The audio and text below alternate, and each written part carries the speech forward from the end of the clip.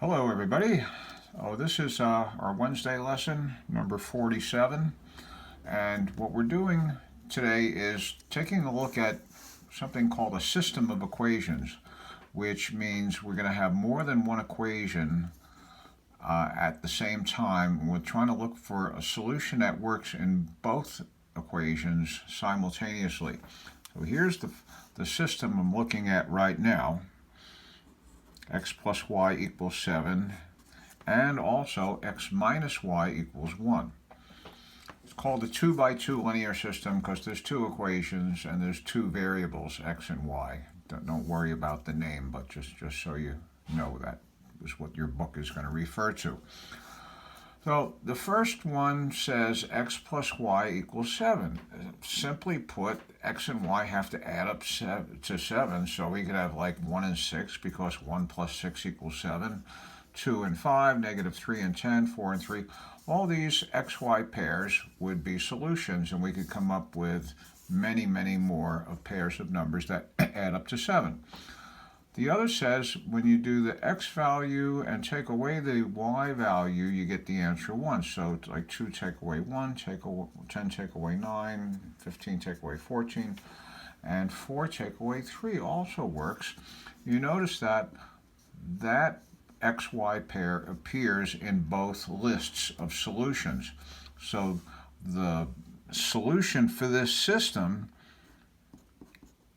would be xy, x and y would be 4 and 3. 4 for x, 3 for y, and that's one way we could write that as an ordered pair. Getting the solution this way by simply making a long list of all the possible solutions, that's not very efficient. If we had a system like y equals 1/3 x plus 1 and started making a little xy table for that, and then an xy table for this other equation, y equals negative 2x plus 8, we could spend really like a half an hour trying to find a common solution. So what we're going to do is find a more efficient method for getting a solution. We'll go back to the one I just did, x plus y equals 7 and x minus y equals 1.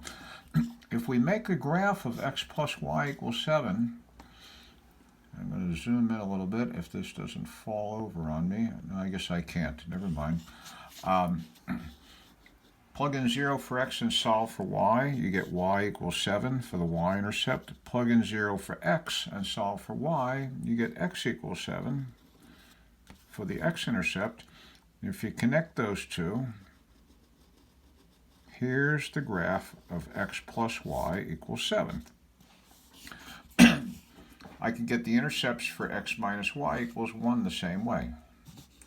Plug in 0 for x, it'll say negative y equals 1, so y would be negative 1 for the y-intercept.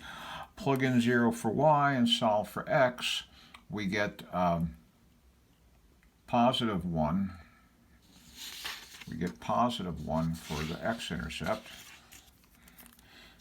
And if you look at my picture here, you can see that the slope is up 1 over 1. So if I keep doing that, up 1 over 1, up 1 over 1, repeatedly, I can now draw the second graph. And the important thing to notice here is that when I drew the first graph gives us a picture of all the x and y pairs that add up to 7. The second graph gives us a picture of all the x and y pairs so that x take away the y gives you 1.